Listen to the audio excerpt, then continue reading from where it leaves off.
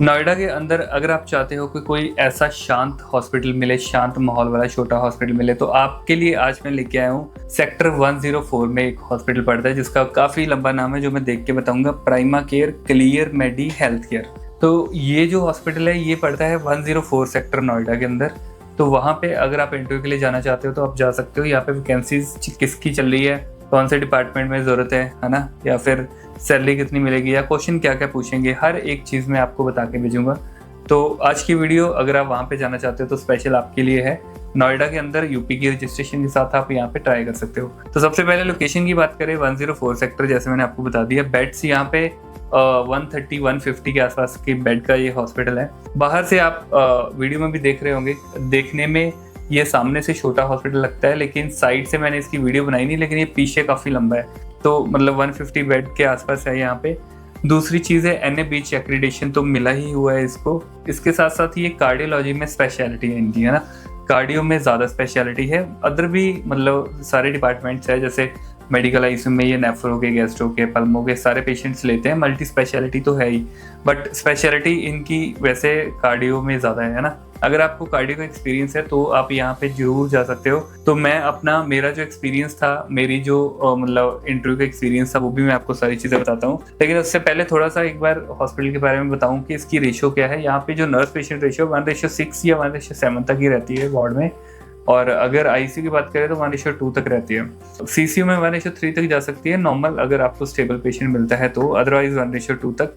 Salary के मामले में मतलब बर्डन के मामले में ज़्यादा बर्डन नहीं है यहाँ पे, ठीक ठाक सा है, ठीक है। और सैलरी के मामले में जैसे मैंने उनसे पूछा था, मैं 1 साल की एक्सपीरियंस के साथ किया था कि मुझे CCU का और MICU का एक्सपीरियंस है। तो CCU के लिए उन्होंने मुझे हायर करा था 1 ईयर एक्सपीरियंस के साथ। सैलरी अराउंड, मैंने इनको बोला था कि मुझे 35 तक चाहिए, क्योंकि मैंने अपना होम केयर का एक्सपीरियंस डाला था। मैंने उनको बोला कि मुझे 40 से 80 हज़ार तक होम केयर में मिलती है। तो उन्होंने मुझे बोला कि हम इतनी तो नहीं दे सकते। तो मैंने उनको बोला कि 30-32 तक मैं चाहता हूँ। तो NS ने तो मुझे ये बोला कि that's not a big deal, हम कर देंगे, इतनी तो हम कर सकते हैं। तो क्योंकि नॉलेज अच्छी थी, उन्होंने जो क्वेश्चन पूछे मैंने हर एक क्वेश्चन का आंसर करा, इवन इंग्लिश में ही आंसर करा। तो इसलिए मुझे लगता है उन्होंने मुझे बोल दिया कि ठीक है, हम आपको 100% हायर करेंगे और आपकी सैलरी में 30,000 से ऊपर दिलवा दूंगी। तो ये श्योरिटी मुझे उनकी साइड से मिल गई थी। लेकिन मुझे तो खैर करना नहीं है, आपके लिए मैं बता रहा हूँ, अगर आपको वहाँ पे जाना है। वैकेंसी के लिए वहाँ पे वैकेंसी चल रही है मेल फीमेल दोनों की, बट एक्सपीरियंस वालों की। उन्होंने फ्रेशर के लिए सीधा मना कर दिया, बोल रहे हमारे पास फ्रेशर ऑलरेडी बहुत बड़े बड़े हैं, तो हमें चाहिए एक्सपीरियंस वाले बच्चे, चाहे 1 साल से ऊपर कितना भी हो, मेल हो फीमेल हो। यूपी की रजिस्ट्रेशन के साथ अगर हमारे पास आ जाए तो हम उसको ले लेंगे, अगर अच्छी नॉलेज हो तो।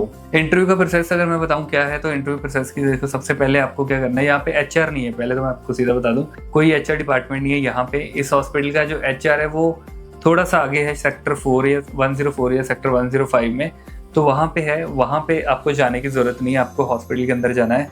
सीधा आपको 2nd फ्लोर पे चढ़ना है। 2nd फ्लोर पे ANS मैम का रूम था, उसमें उनकी NS बैठती हैं मैम। उनके ऑफिस में आपको डायरेक्ट जाना है। उषा नाम है उनका, साउथ इंडियन है, बहुत अच्छे नेचर की हैं मेरे हिसाब से, जो मुझे मतलब लगा, क्योंकि मैंने 10-15 मिनट उनके पास बैठा था, तो बातें करी, तो उससे मुझे पता चल गया। तो इसलिए मैं आपको बता रहा हूँ। और यहाँ पे आपको जाके उनको पहले CV देना है। CV लेके वो आपको थोड़ी देर बाहर वेट करने के लिए बोलेंगी। आपका CV एनालाइज करने के बाद आपको अंदर बुलाया जाएगा क्वेश्चंस के लिए, थोड़ा सा आपकी नॉलेज देखने के लिए। तो क्वेश्चंस इन्होंने काफ़ी मेरे से पूछे थे, अराउंड मुझे लगता है 12-13 क्वेश्चन थे। मैंने ऑलरेडी अपनी मैं जब भी इंटरव्यू देता हूँ मैं हमेशा उसको रिकॉर्ड करके रखता हूँ, ताकि मैं आपको बता पाऊँ कि कैसे कैसे क्वेश्चन पूछे। बाकी जो स्टूडेंट उनको तो मैं वैसे ही शेयर कर देता हूँ कि आप थोड़ा सुन लोगे किस तरीके से बोलना है, और हेजिटेशन और कॉन्फिडेंस उनका वैसे बढ़ जाता है, हेजिटेशन खत्म हो जाती है। अच्छा वैसे यही क्वेश्चन थे, ऐसे ही क्वेश्चन थे, तो उनको थोड़ा सा आइडिया लग जाता है कैसे बोलना है। बाकी अगर आपको भी मेरा कोर्स ज्वाइन करना है, और जितने भी ये क्वेश्चन पूछते हैं ये सारे मेरे कोर्स में एडेड है ऑलरेडी, तो 110% आपकी ज्वाइनिंग मैं करवा के दूंगा अगर आप मेरा कोर्स ज्वाइन करते हो। कोर्स ज्वाइन करने के लिए नीचे WhatsApp का मेरा नंबर है, वहाँ पे मुझे डायरेक्ट मैसेज कर सकते हो कि आपको कोर्स ज्वाइन करना है। आपको सारी डिटेल मेरी AI के थ्रू सारी डिटेल मिल जाएगी, और उसके बाद मेरे साथ बात भी कर सकते हो। कोर्स के प्राइस मैंने बहुत ही कम कर रखे हैं। अगर आपको लेना है तो आपकी ज्वाइनिंग 110% होगी, क्योंकि उसमें मैं आपको रिटर्न पेपर दूंगा, उनके जो भी इंटरव्यू के दौरान क्वेश्चन आते हैं वो मिलेंगे, रिकॉर्डेड सेशन मिलेंगे, इवन रेफरेंस भी देके भेजूंगा, तो आपको हर एक चीज मिल जाएगी उसमें, ठीक है।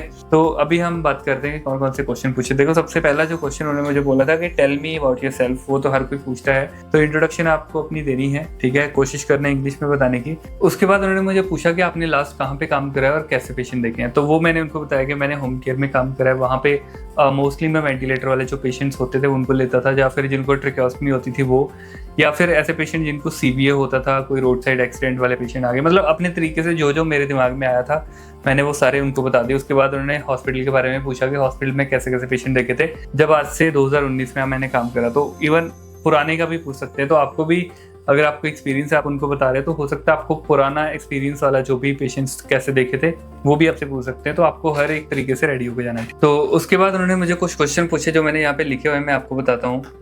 एक तो राइट्स ऑफ मेडिसिन उन्होंने मुझे पूछा कि मेडिसिन के राइट्स कौन कौन से हैं, ठीक है, तो वो आपको बताने हैं। नॉर्मल 5 राइट्स होते हैं, लेकिन आप उनको 7, 8, 9 बता सकते हो, ठीक है, जैसे वो right patient, right dose, right route वाला है ना। उसके बाद वेंटिलेटर के मोड उन्होंने मुझे पूछे, क्योंकि मैंने उनको ये बोला था कि वेंटिलेटर वाले पेशेंट्स मैं देखता हूँ या ट्रेकेओस्टमी वाले पेशेंट देखता हूँ, तो वेंटिलेटर के मोड कौन कौन से होते हैं वो उन्होंने पूछे, तो मैंने बताया उनको।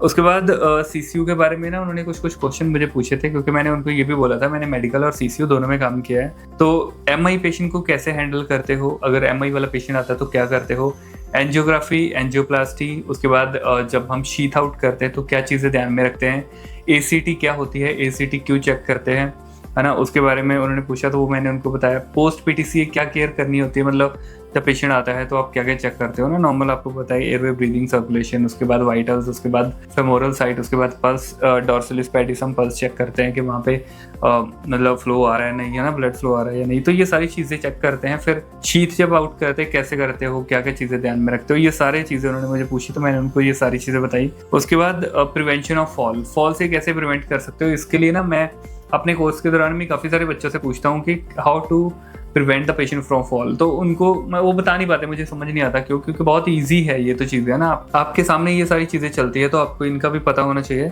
जैसे कुछ चीज़ें मैं आपको बताता हूँ, देखो आपको क्या चीज़ें दिमाग में रखनी है। जैसे पेशेंट अभी बेड पे है ना, तो कैसे फॉल से प्रिवेंट कर सकते हो, सबसे पहले साइड रेल अप करके रखनी है दोनों साइड से, ठीक है। उसके बाद पेशेंट के डेली यूज का जितनी भी चीजें हैं, चाहे उनकी स्पेक्स होगी, चाहे उनका मोबाइल फोन हो गया, चाहे उनके लिए पानी हो गया, जो भी उनका डेली का यूज है, विद इन रीच रखनी है, मतलब ऐसे पकड़ने जाए और उसको पकड़ ले, ऐसा नहीं है कि दूर जा रहा है उसको उठाने और पता चले साइड रेल लगी नहीं है, पेशेंट नीचे गिर जाए, है ना, तो विद इन रीच रखनी है सारी यूज करने वाली चीजें। कॉल बेल पेशेंट की बेड साइड पे हमेशा पास में रखनी है, या फिर पीछे हैंग होनी चाहिए, यहाँ से पेशेंट ऐसे पकड़े और उसको चला ले, ठीक है। और पेशेंट को हमेशा एजुकेट करना है कि बेड से खुद से आउट नहीं होना है, बाहर नहीं आना है, अगर आना है तो हमें कॉल बेल करो या हमें बुलाओ, तो मतलब पेशेंट एजुकेशन देनी है पेशेंट को, ठीक है। तो ये 4-5 पॉइंट हो गए जो बेड के ऊपर है। उसके बाद जब पेशेंट चलता है उसके लिए आप बोल सकते हो कि पेशेंट को अकेले कभी चलने फिरने नहीं देना, या तो स्टाफ या जीडीएस स्टाफ या खुद नर्सिंग स्टाफ या फिर उनके अटेंडेंट उसके साथ में होने चाहिए, ताकि फॉल से प्रिवेंट किया जा सके। और बेड के बीच में प्रॉपर स्पेस होनी चाहिए, ऐसा नहीं है कि दोनों बेड ऐसे पास में लगे कि वो बेचारा उसका पैर कहीं अटक जाए और वो गिर जाए, है ना, तो वो एक पॉइंट आप बता सकते हो। उसके बाद एडिक्वेट लाइट होनी चाहिए रूम के अंदर, ऐसा नहीं अंधेरे में पेशेंट चल रहा है कहीं पैर अटका और गिर गया, है ना, ऐसा नहीं होना चाहिए, ये पॉइंट्स बता सकते हो। ऐसे 7 पॉइंट हो गए। उसके बाद वॉशरूम में चले जाओ, अब पेशेंट वॉशरूम में बैठा है, अच्छी लाइट प्लस नीचे जो फ्लोर है वो क्लीन होना चाहिए, वहाँ पे फिसलन नहीं होनी चाहिए, ठीक है, तो ये आपको ये पॉइंट आप बता सकते हो। ग्रैब हैंडल्स होने चाहिए, जो फ्लश के ऊपर बैठ के जब वो ग्रैब हैंडल्स पकड़ सकें, तो वो भी आप बता सकते हो। ऐसे करके ना काफ़ी सारे पॉइंट्स आप ऐड ऑन कर सकते हो। 8-10 पॉइंट आपने ऐड ऑन कर दिए तो बस उनको पता चल जाएगा कि this staff know how to prevent the patient from fall, तो बस यही उनको चीज़ चाहिए होती है। बाकी ये सारे क्वेश्चन जितने मैं आपको बता रहा हूँ ये सारे मेरे कोर्स में एडेड है, क्योंकि अभी तक मैंने 70 से भी ज़्यादा हॉस्पिटल में इंटरव्यूज दे दिए और मैंने ये सारे पहले से ही क्वेश्चन ऐड करके रखे हैं, ताकि मेरे स्टूडेंट को कभी ऐसा ना हो कि वो कोई क्वेश्चन बता ना पाए, है ना। और भी कुछ क्वेश्चन है वो भी मैं बताता हूँ आपको, लेकिन थोड़ा कोर्स के बारे में जानकारी दे दूँ। अगर आपको लेना है तो कोर्स की फीस मैंने बहुत ही कम प्राइस कर रखा है और आपको विद इन वीक में रेडी करके हॉस्पिटल में लगवा दूंगा। अगर आपको कोर्स ज्वाइन करना है तो आपकी मॉक टेस्ट भी होगी, जिसमें मैं 2 से 3 मॉक इंटरव्यू करता हूँ, जिसके साथ मुझे स्टूडेंट की हेजिटेशन बिल्कुल खत्म करनी होती है, उनका कॉन्फिडेंस बढ़ाना, उनका आई कॉन्टैक्ट चेक करना, उनकी इंट्रोडक्शन चेक करनी है, क्या क्या गलतियाँ वो कर रहे हैं जो हमें ठीक करनी है, वो सारी चीज़ों के ऊपर मैं काम करता हूँ, ताकि मेरे स्टूडेंट कभी भी फेल ना हो अपने इंटरव्यू के दौरान, ठीक है। और उनको रिटन पेपर देने हैं, उनको रेफरेंस दे के भेजना है, हर एक चीज़ मैं पहले करके भेजता हूँ ताकि हर इंटरव्यू आराम से क्लियर कर पाए। आपको भी अगर कोर्स ज्वाइन करना है तो नीचे व्हाट्सएप का नंबर है, आप मेरे से कॉन्टैक्ट कर सकते हो, मैं आपको फुल डिटेल दे दूंगा। आपको ज्वाइन करना हो तो आप मुझे बता सकते हो, मॉक इंटरव्यू के साथ ही हम कोर्स को स्टार्ट कर देंगे। तो उसके बाद जो नेक्स्ट क्वेश्चन मुझे पूछा था, कार्डियक अरेस्ट के बारे में पूछा था। तो ज़्यादातर ना देखो बहुत सारे स्टूडेंट कंफ्यूज होते हैं। 3 कंडीशन देखो मेन होती है, एक होता है कार्डियक अरेस्ट, एक होता है हार्ट फेलियर, एक होता है MI हार्ट अटैक। तो हार्ट अटैक, हार्ट फेलियर और कार्डियक अरेस्ट, ये 3 कंडीशन में कभी कंफ्यूज नहीं होना है। अगर तीनों में से कुछ भी पूछते हैं तो सब अलग अलग है ना। कई बार स्टूडेंट बोलते हैं सेम ही है ये। हार्ट फेलियर क्या है? जब पेशेंट का लेफ्ट वेंट्रिकल जो अच्छे से काम नहीं कर पाता, इनफ ब्लड पंप नहीं कर पाता, EF इजेक्शन फ्रैक्शन डाउन होने की वजह से, उसको हम हार्ट फेलियर बोल देते हैं। उसका ट्रीटमेंट क्या है कि आप पेशेंट को नेगेटिव करते हो, लेसिक्स देते हो, पेशेंट को थोड़ा सा फॉलिन लगा देते हो, पेशेंट को थोड़ा अपराइट पोजीशन देके रखते हो, पेशेंट को फॉलिस लगा देते हो ताकि ज़्यादा से ज़्यादा पेशेंट को नेगेटिव किया जा सके।